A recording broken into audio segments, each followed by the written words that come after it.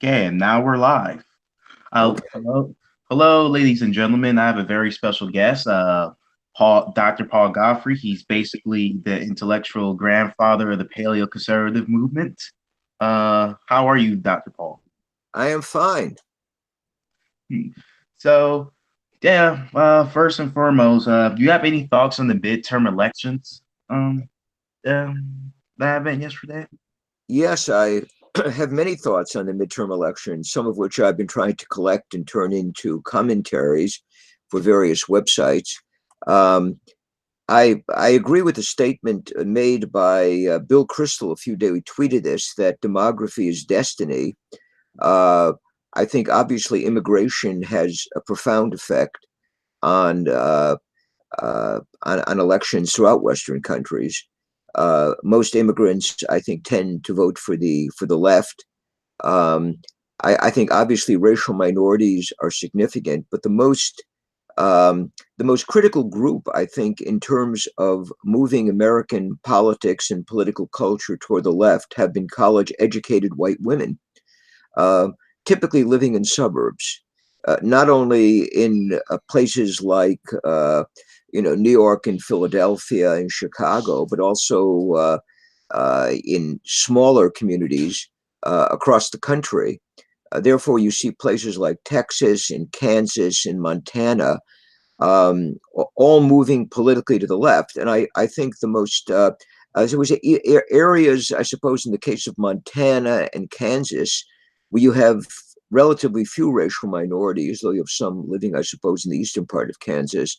But you find that even in western parts of Kansas, the white college-educated women's vote, I think, has been decisive in swinging the electorate toward the left. So you're getting, as a former student of mine pointed out, that in heavily urban areas, coastal areas like New York City, the left wins crushing victories. And even where the other side wins, in areas that are sparsely populated, it barely pulls through in these elections, and there's recounts and so forth.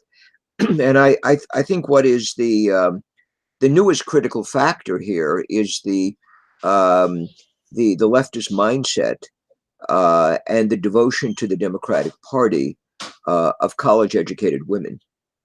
Hmm. So, okay. How would you describe the modern left movement and their goals? What do you think their ultimate goals are in the end? But which leftist movement are we speaking about? The new left, the modern left of today. Well, I mean, the left today, as I've argued in a number of books and in a book that I'm doing right now, has very little in common with other lefts. It is not Marxist-Leninist. It is not primarily socialist, although it may land up, supporting a socialist position for other reasons, because this sort of comes with what it's most interested in doing, which is cultural and social transformation, and using the state to bring that about. Um, I read the remarks and of Mark Bray, who's sort of the theorist of the Antifa, and he pointed out that he is in a tradition going back to the anarchist and communist of the 1930s, to which my response in my book is he has nothing in common with these people. He teaches gender studies at Dartmouth. The communists and anarchists of the 1930s couldn't care less about gender studies, gay rights, transgendered bathrooms, all of the things that obviously excite the left today. Even their devotion to feminism was somewhat limited. I mean, they're quite willing to use women to bring on a socialist revolution or an anarchist revolution. They were not committed to overcoming traditional gender distinctions. This didn't interest them very much. They didn't tell us that gender is a variable thing and that people can have 6 or 7 different genders. And if they're not happy with one, they can have their bodies changed to fit their predisposition for some other gender. They're momentary or year or however long the predisposition lasts. The traditional left never believed any of these things.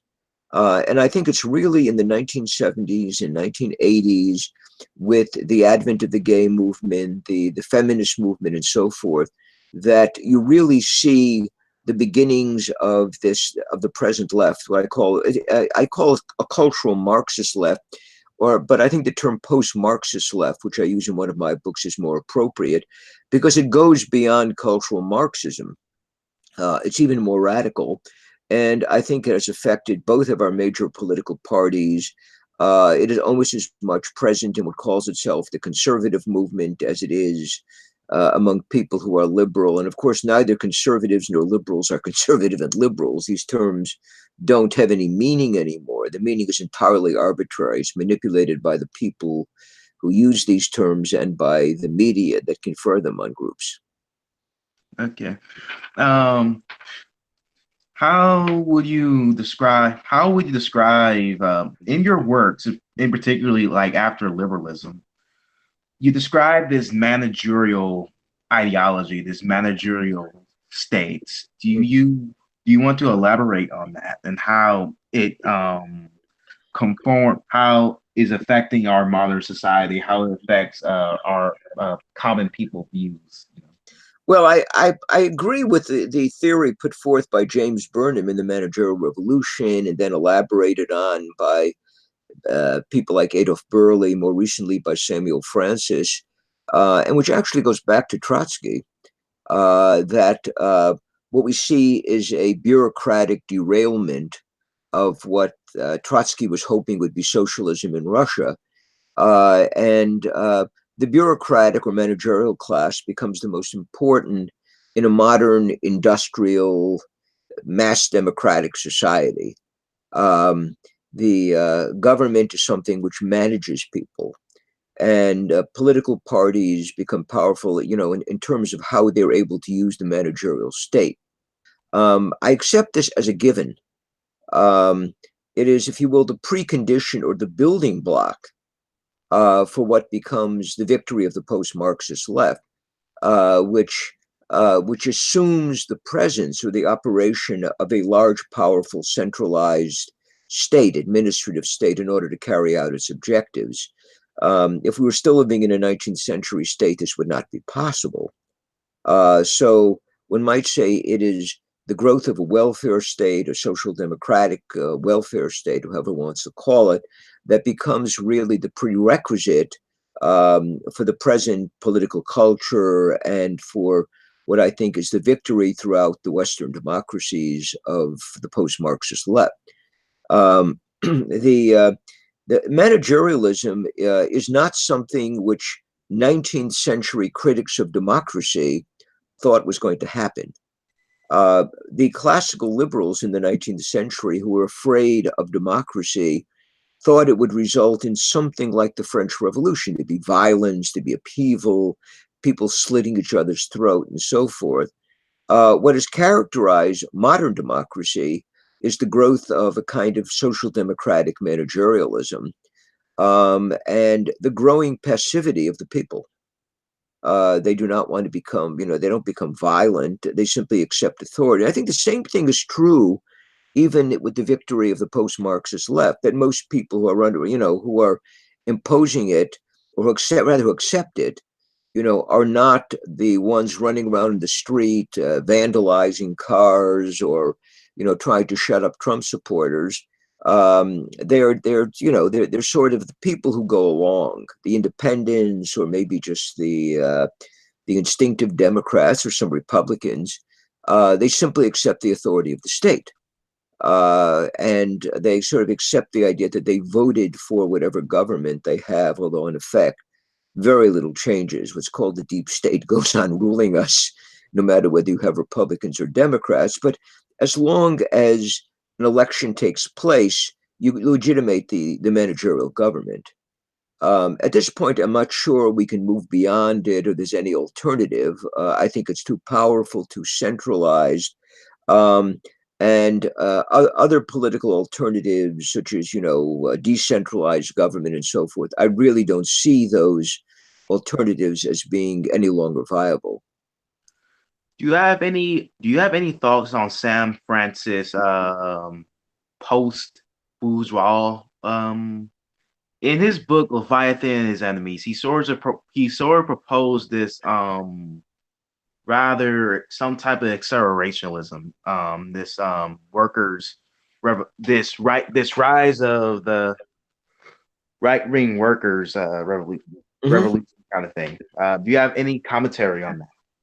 Yeah, I don't know if you've read through all of his Leviathan or the new Leviathan or Leviathan Revisited, whatever it is. It's called. I did write a postscript to it.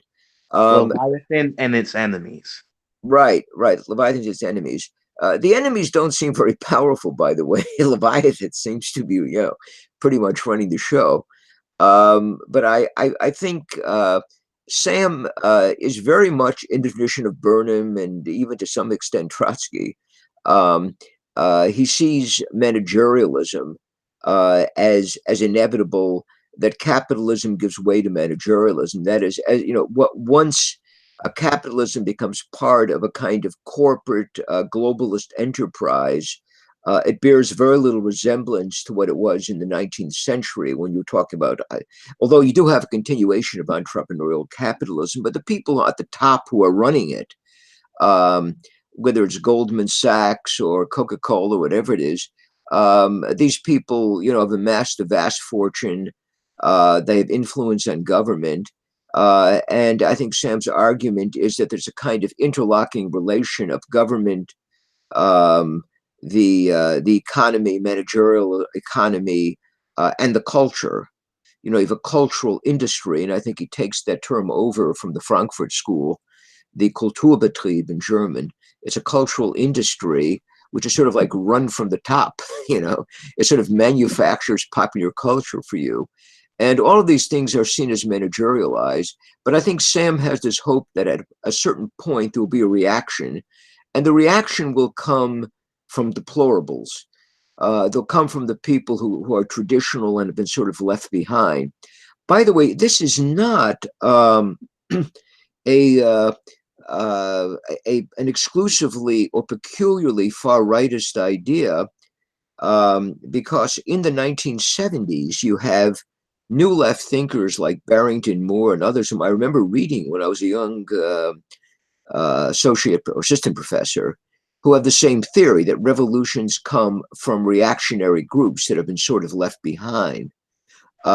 These people, of course, were hoping that you could use these reactionary groups that have been left behind to produce a revolution that would ultimately be the kind that they would favor. For Sam, it sort of ends with reactionary social classes, deplorables, and sort of taking back power.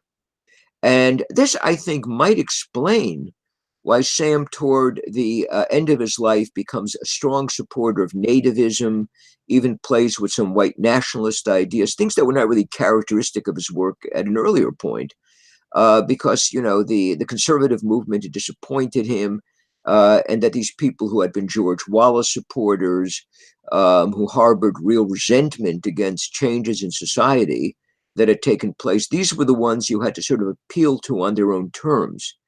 Um, and they would become the source of what Sam saw as a counter revolution. Now, it would never be a total counter revolution because, in his view, you cannot undo managerialism. It's here to stay. Managerialism, centralization, these things were here to stay. I remember once, he came from the South. He came from Chattanooga, Tennessee, and he was talking to somebody who was speaking fondly of the Confederacy. And he said, my family fought on that side too. They were fools. These people are fools. Everything has changed. You have to accept managerial. This is the way things are now. It's just that the right has to take it over. Now, I have no idea what it would look like if the right took it over, but Sam sort of took it as a given that the managerial revolution was irreversible, and if you wanted to change its character or its direction, what you had to do was appeal to these, what Hillary Clinton called the deplorables, who would become a counter-revolutionary force to sort of push managerialism toward the right. Hmm. Yes. Also, in your in recent years, you've been attacking the neoconservative movement and people at the National Review, particularly the editor at large, Jonah Goldberg. Right. Um, so, do you have like any blistering criticism on his recent book, The Suicide of the West, which he conveniently stole from James Burham? Well, I have review of it. I think it was put on VDare, and it's been like put on several other, probably a whole bunch of other websites. I don't know if Lou Rockwell must have linked to it. In He has multiple historical errors. He knows next to nothing about history. The mistakes are absolutely embarrassing. They'd be embarrassing if his readers had, even borderline IQs or something. I suppose they're very stupid, the people who read his books, or badly educated, even worse educated than he is. There's absolutely nothing conservative about the book, and there's nothing even literate about it. Um, if humanly possible, it is even worse than his book on liberal fascism. The most insulting thing is he took the title from an important work by a great thinker, James Burnham, who would not have agreed with a single sentence in that book. Um, so, it would probably take me several days to go through all the things that I found wrong, but I thought it was an embarrassingly stupid book written by an arrogant airhead. The ideology of Western suicide is liberalism. That's Uh, sort of Well, no, no, no. But the liberalism that is criticized by Burnham would be neoconservatives by now. Um, yeah, I mean, Burnham does not like globalist ideologies. He's very much against them. He's not. It's hard to see him as a nationalist. I'm not sure he thought that America was a nation anymore, but he's a very strong anti-communist in his time, and he is socially very conservative. I'm not sure I see any of these things in Jonah Goldberg. hmm. So other figurehead of the neoconservative movement that you've been highly critical of is Leo Strauss. I unfortunately I haven't really read these criticisms of yours, but what's your biggest contention with him? Well, no, Leo Strauss is not. Leo Strauss is sort of a progenitor of he's sort of a kind of precursor of the neoconservatives. But if you read my book, which Cambridge published, I think in 2009 or 2010, the book on, I treat Strauss very respectfully. I think he's a serious scholar. I disagree with his method. I have a very different way of looking at classical thinkers. He, sort of reads his own 20th century rationalism back into thinkers. He assumes that, everybody who's smart is really, if properly interpreted, an atheist or a religious skeptic. I have profound doubts about that position. But I do respect him as a scholar. I think the problem comes mostly with his disciples, all of whom become neoconservatives. All of the so-called East Coast Straussians become neoconservatives, like Alan Bloom, Harvey Mansfield, Thomas Pangle. They all. Bill Kristol is uh, is a he studied, I think, with Alan Bloom, but he sees himself as an East Coast Straussian. The West Coast Straussians have their own sort of muddled ideas. I find them in some ways even weirder. They're followers of Harry Jaffa, who's at Claremont. But they have a different understanding of the relation between religion and politics. They're great admirers of Abraham Lincoln, Winston Churchill. Some of the younger ones admire Martin Luther King. But what they tend to do is sort of read ancient authors into their own modern political ideas. But they are definitely different from the East Coast Straussians.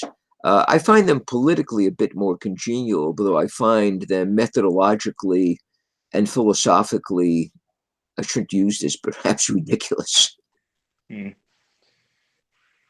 Uh, that's interesting.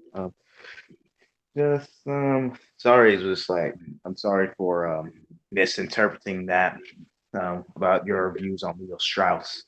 Yeah. And um, so also one of your, especially one of your earlier works is basically documenting the American right wing movement. You have like, where do you think the right went wrong in America anyway? Well, as I tried to explain that the United States does not really have a European conservative tradition. You have to sort of look for it, like Russell Kirk tries to find it among Anglo-American authors whom he likes. Um, and, it says it's sort of a tradition that's in retreat but can come back or something like this. The United States, in its founding, has a liberal constitution, liberal in the classical sense, not in the Elizabeth Warren sense or Barack Obama sense. It's based on a constitutional government, limited government, um, religious freedom, at least in terms of how the federal government was going to operate. And then an idea of the concept of individual rights is put into the Constitution. It's there. um, but it's also to have distributed powers or dual federalism, so the states have other rights that are different from the federal governments and could do things that were less within the liberal tradition. But it is not founded as there's no established church, there's no formal aristocracy, it is not a monarchy, it is not a patrician republic like the way Holland or Switzerland or Venice was at one time. So it's a liberal founding.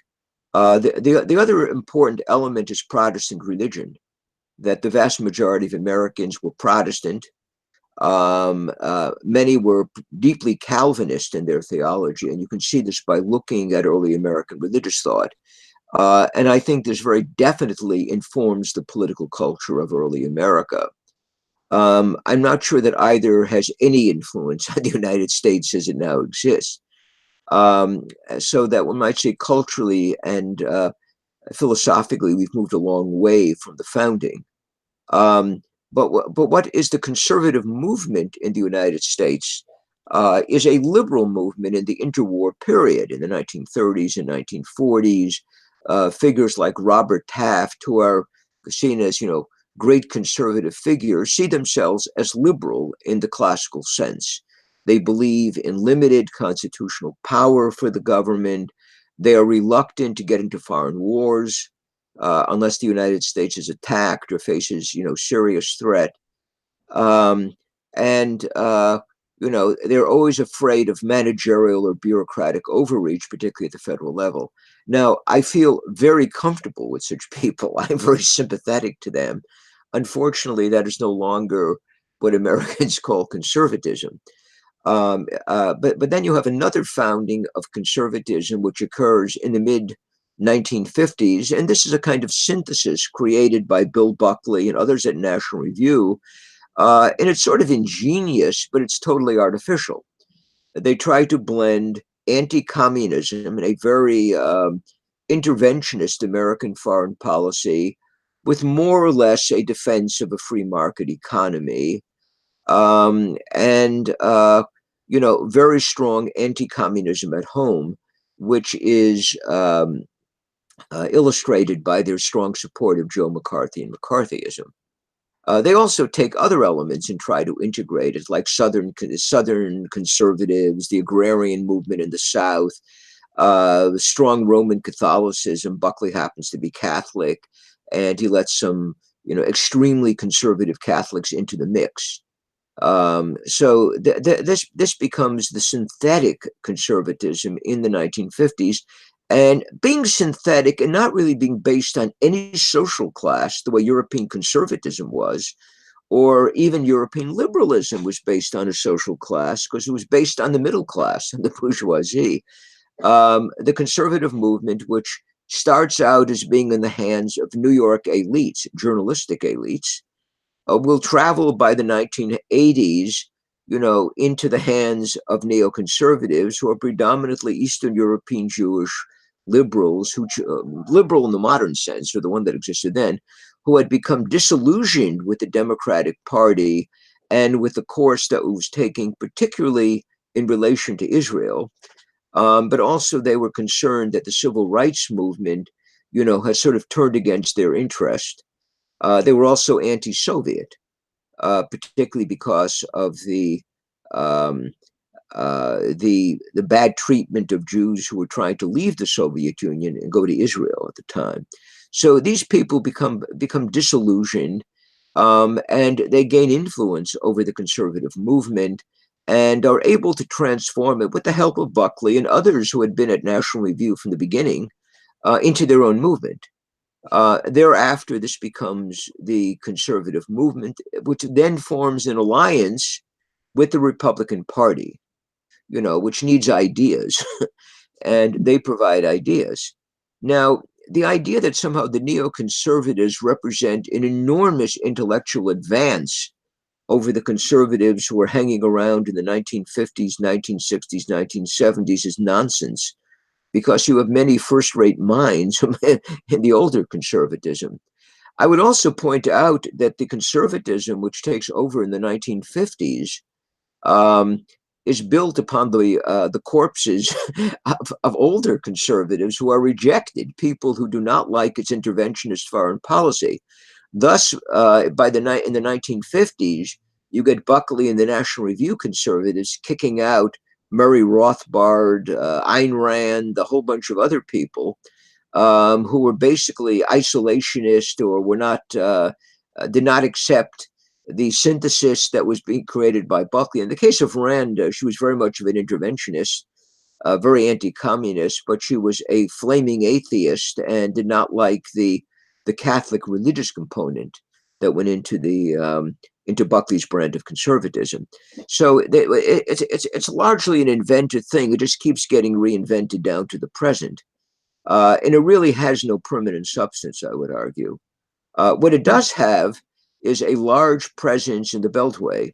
It has foundations, it has think tanks paid for by the Murdochs, by others who are willing to give them money, as long as they push the foreign policy or the corporate interests of the people who are giving them money.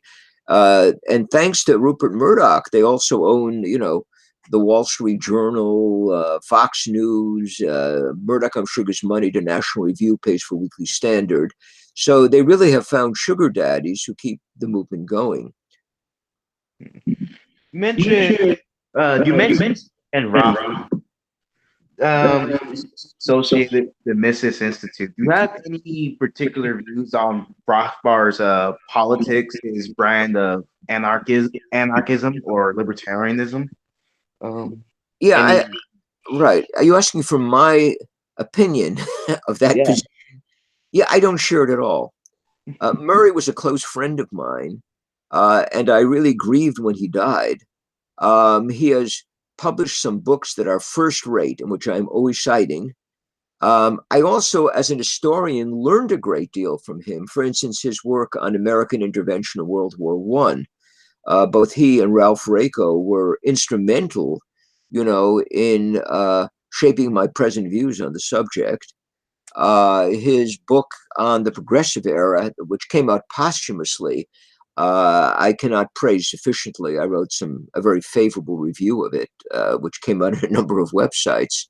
But I'm certainly not an anarcho-capitalist. I'm not even, in theory, against the state. Um, I'd be quite happy with something like a 19th century liberal state. I'm not very happy. As a matter of fact, I'm absolutely distressed with what the state has become since then.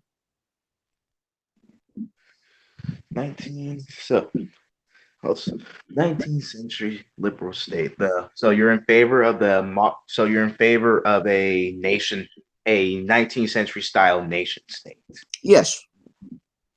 And do you have any particular say about their how they conducted foreign policies? From my readings of it, they have like a more conservative, more constrained foreign policy document. Well, they did until things boil over before the First World War on both sides. But you know, I think that the nation state is sort of the natural unit, at least in the Western world, you know, with which different political entities can deal with each other and in such a way as to preserve independence and create some kind of balance and negotiate their differences. And you know, I am a fan of the nation state, despite the fact that everything got messed up, and we had the First World War. Um, I think that kind of thing is not likely to happen again, you know, with nation states. And I would say that even movements in Europe that claim to be nationalist recognize these mistakes and basically are European nationalists. I mean, they favor cooperation among independent nation states in Europe, which would be my position. You know, I also think that that traditional constitutional republic of the kind that we created in this country, or constitutional monarchies as they existed in the 19th century in Europe, you know, are fine forms of government. I cannot see anything that I would find, you know, more acceptable. Um, what I object to violently is the use of the state to reconstruct society, which is what I've seen throughout my lifetime. I'm 76, and throughout most of my lifetime, I've seen the state pushing harder and harder into civil society, meddling with social relations, meddling with family relations, trying to reconstruct gender roles, pushing gay lifestyles or acceptance of gay everything on students in public schools. There's no end to this interference in our lives by social engineering, by the social engineering managerial state, which I see largely as a creation of the 20th century, and which I treat very critically in my books. Speaking of that, you also recently wrote a book of fascism, a career concept. On one of Tom Wood's podcast, you sort of mentioned this similarity where fascists try to recreate society from the top down. Um, um, You do know, you, I think that's correct. I think the fascists land up taking what becomes the, you know, the model of managerial society, which exists in managerial democracy, and try to use it for nationalist authoritarian ends. That's exactly what they do. They would be unthinkable, you know, in a pre-democratic, pre-managerial kind of society. That's what they use. I mean, what they do is try to create a kind of organic nation state uh, that would come about through a national revolution in which they basically rename government bureaucrats and try to fit them in to a hierarchical order. There's some aspects of fascism that are almost, what is this term, archaeo-futurist. You know, they like to go back to hierarchy, but you don't have a traditional conservative or aristocratic hierarchy, so they had to sort of like work at creating their own. But you know, they like hierarchy, the principle of hierarchy. So they want to return. They like the idea of an organic society. So they see the nation as being the unit within which you can create an organic society. Um, you're going to have workers and capitalists. They just change their name. Like the guy who runs the industry is the datore de lavoro. He's the guy who gives you work, and presumably the workers are the ones who, you know, accept the work. So what you have is the you know, the retention or the preservation of managerial government, which also sort of interferes in all kinds of other things, but which is going to be baptized in the name of the organic nation, you know, under an authoritarian leader. So this is the way fascism is going to operate. Um, I argue that it's really, in a sense, a counter-revolutionary force. I accept the Marxist view there. They're counter-revolutionary because once you get beyond the ornamentation or the window dressing, they don't change very much in society. And they come to power by resisting and conquering the revolutionary left. You know, their function, their role is counter-revolutionary. At least, you know, after the First World War in Italy, in this period, they're going to be fighting the revolutionary socialists, uh, from whom they are, by the way, at least initially, almost indistinguishable. It is by fighting these rivals on the left that they come to define themselves as national revolutionaries, in contradistinction to the socialists who are international revolutionaries. But, you know, as the price for becoming national revolutionaries, they make an alliance with, you know, corporations and the owners of industry, and also by 1929 with the Catholic Church. And they do not try to, you know, destroy aristocratic titles or anything like this. So, in a sense, they end up accepting the traditional social order, you know, within their national authoritarian state. So, I suppose that this is what makes them counter-revolutionaries, but they really are not a threat to managerialism. They'll end up accepting the managerial state.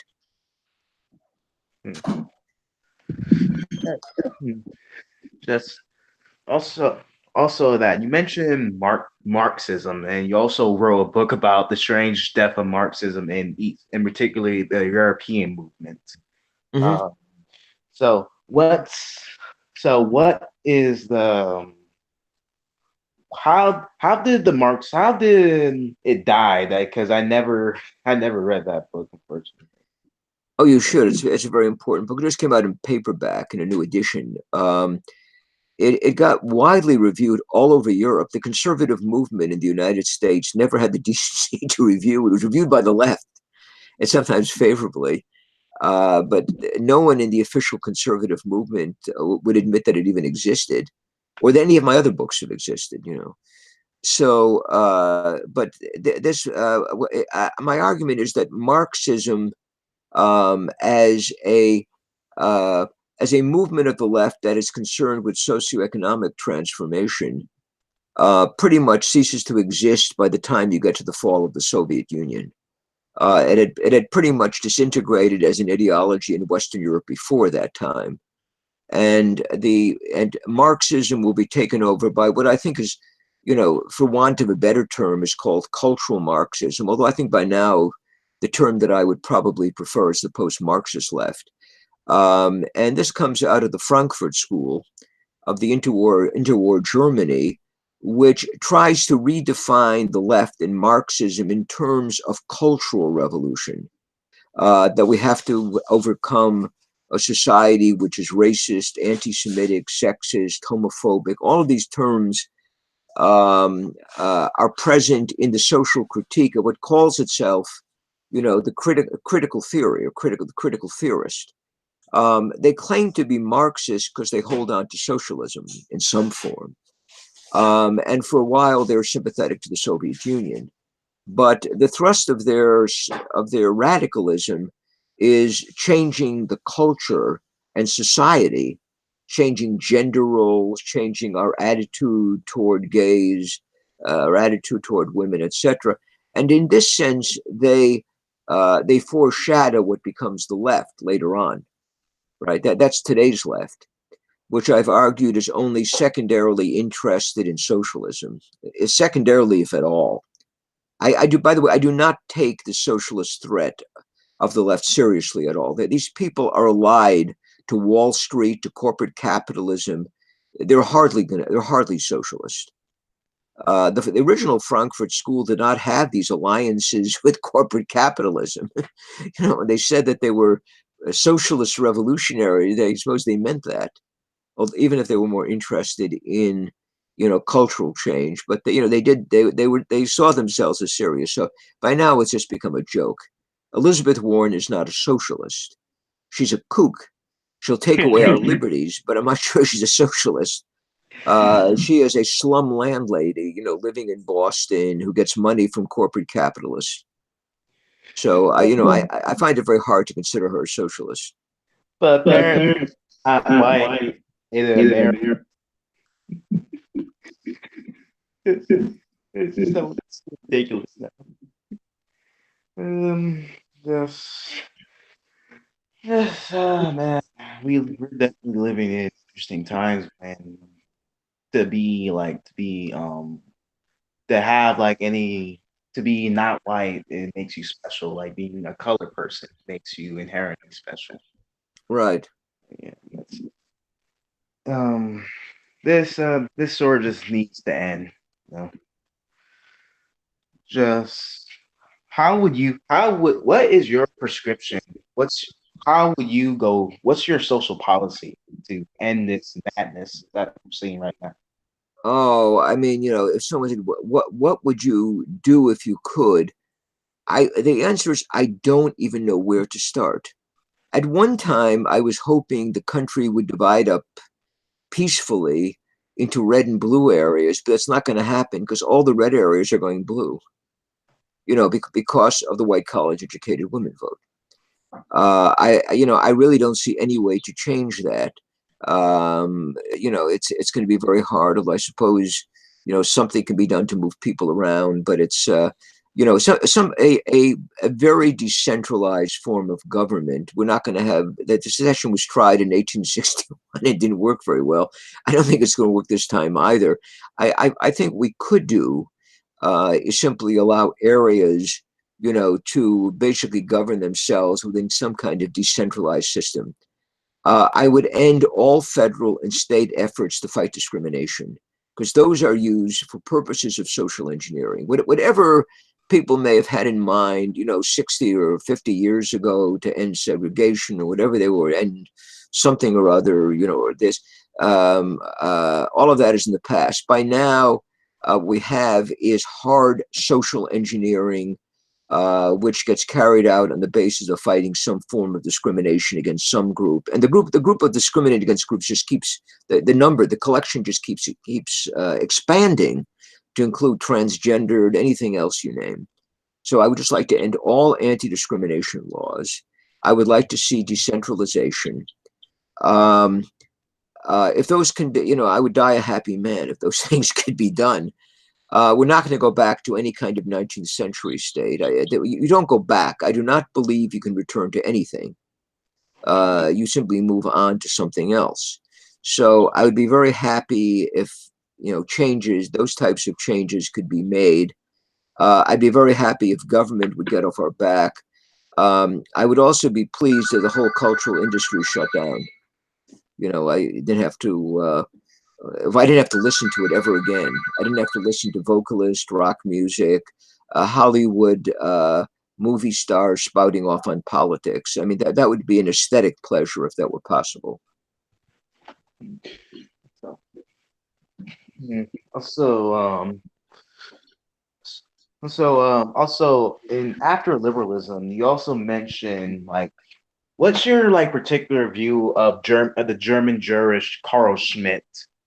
Anyway, Well, I you wrote seem a to whole like his critique. yeah, I wrote a whole book on Schmidt. I think he's absolutely brilliant. I think he's one of the greatest political thinkers of all times. He's not a very nice man, but he's a brilliant thinker and one of the most beautiful stylists in the German language I've ever read. And if you want my views about him, you can read. There's so many ideas that he throws out that are unbelievably good, about the relation between politics and religion, the centrality of friend-enemy distinctions in understanding political communities, the importance of the enemy, uh, the his belief that he tries to you can never move beyond friend-enemy distinctions because if you create a universal state, it will then proceed to destroy anyone who doesn't believe in the universal state. So you have friend-enemy distinctions again. But he thinks that these are most manageable within the context of an order of nation states. Um, his his understanding that the nation state as it now exists is something of very recent origin. It does not go back. Even that, of course, even nationalism is of recent origin. Nationalism is basically a 19th century movement. Um, but he treats everything within an historical context, which you see in all of his books. I mean, it's his absolutely acute sense of history that I think makes him such a brilliant thinker. just like I said, you seem to enjoy his critique of liberalism and specifically universalism and his Right. attacks on Kantianism. Um, he was a very hardened critic of the Kantian politics. Yes. And Well, so am I. You know, I admire Kant profoundly as an epistemologist. I totally accept his theory of knowledge. There's much in Kant that I think is worth certainly worth saving. He's a great philosopher, but his idea of ethics is absolutely frightening, and I think it's become by now sort of almost universally accepted.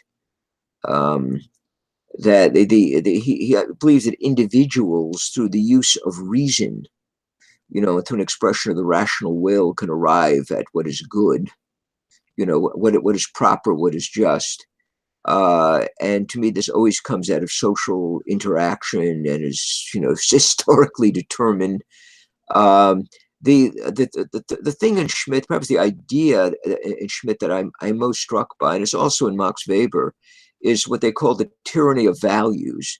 Because I, as an individual, decide that this is the highest value, it then becomes incumbent on me to impose it universally.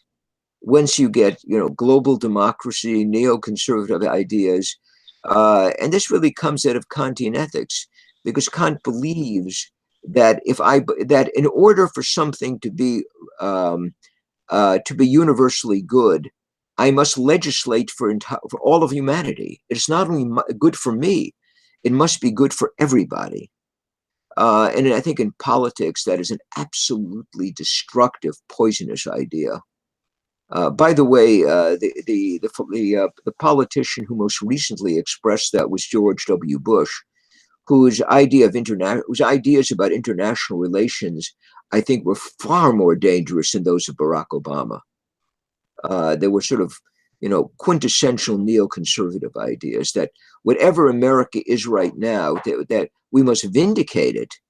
We must accept it as a universal good, a universal value, and bring it to the entire world. I think that is a recipe for universal war, and for continuing war. Um, that it is the most dangerous supposition, of a world power trying to deal with the rest of the world, is to assume that whatever its own government looks like at a particular point in time is based on a universal proposition that it is our duty to bring to everybody else. that is a very that view. I totally agree with you there. That Mhm. I think Thomas Sowell will definitely call that the vision and anoint it. Just Yeah, us. right. It would say it's sort of the expanded vision or something like that. Yeah. Just speaking of that, do you have like any takes on best on popular so-called conservative figures such as Ben Shapiro and his lot? Although I would imagine your views of him is similar to of Jonah Goldberg and his followers. Yeah, they do bear resemblance. I think Ben Shapiro, though, is considerably more intelligent.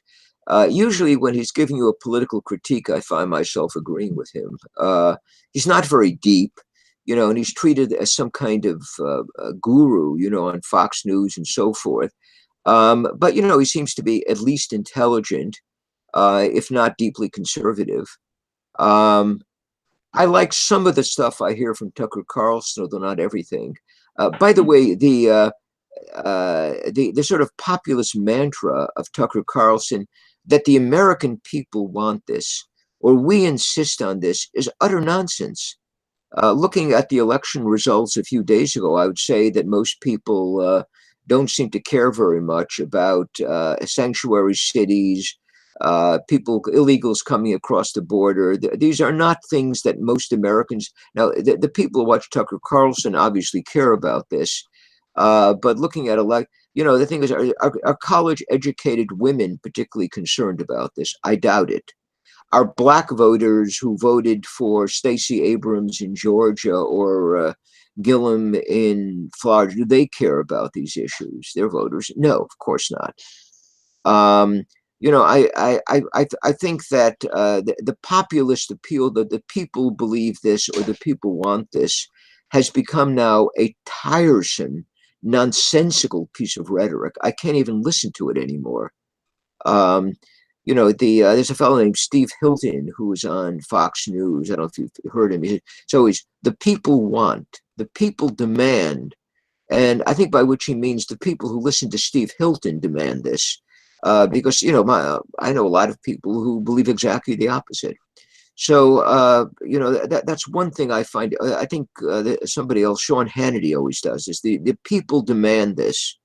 And, I'm saying, which people are we talking about? Do you think a majority of the American people demand this? Because I see no evidence that they do.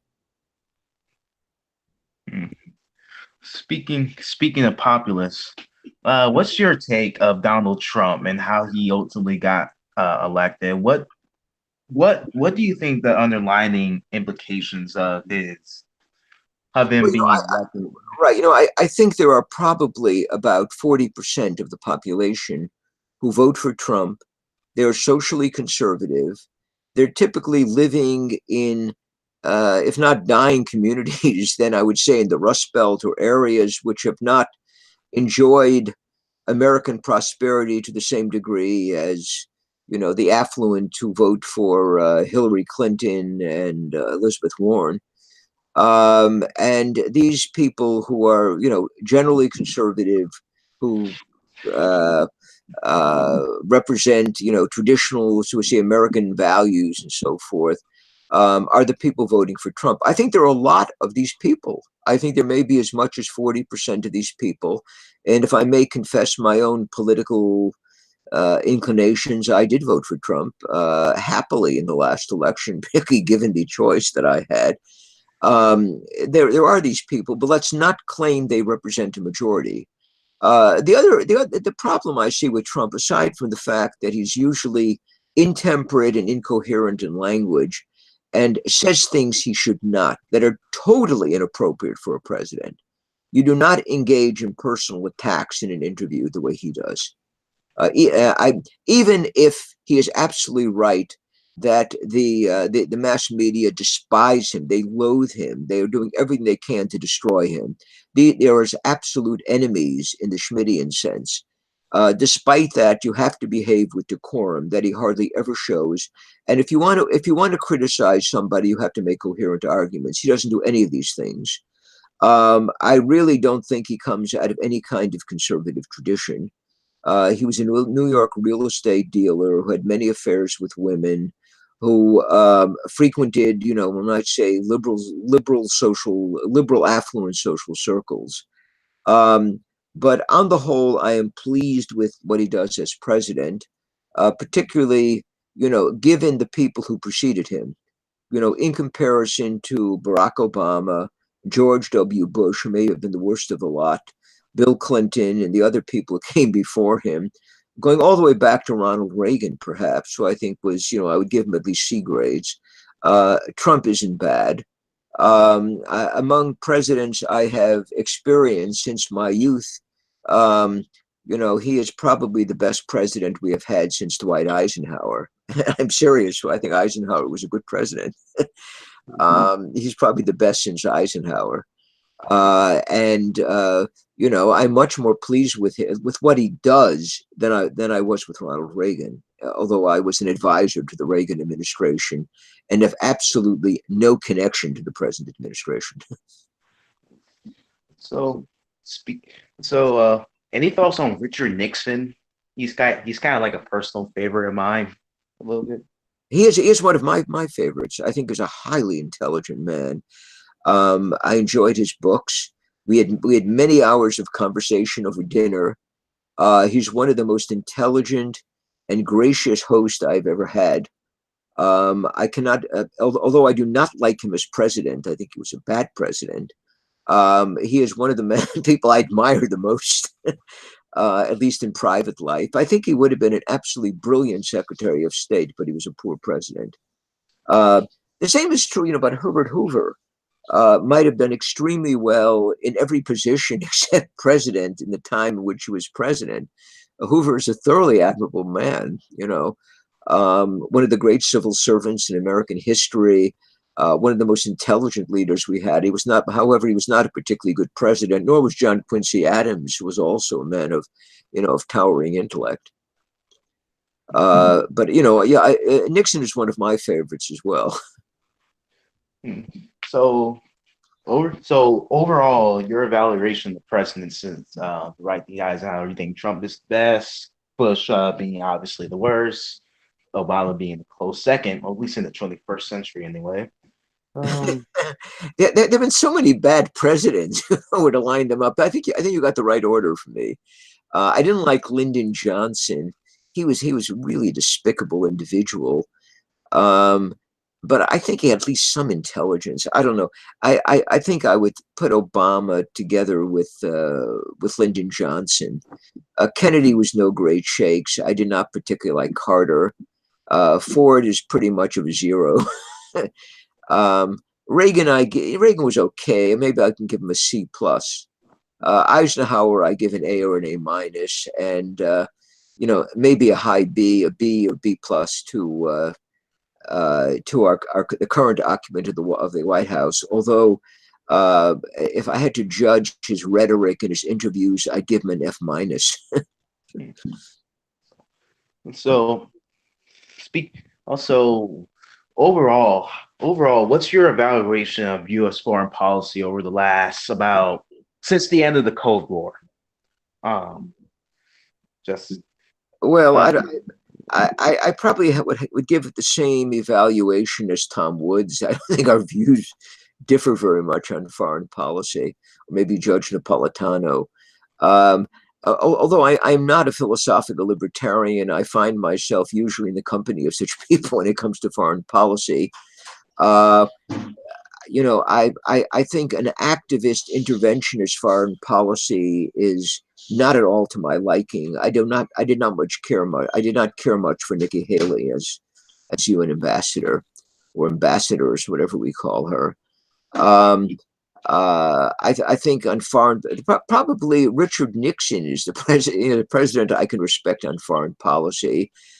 I think uh, that Trump, some of his statements about foreign policy, are provide signs of hope or give me reasons for hope. However, when it comes to executing, much of what he does, I think, goes too far.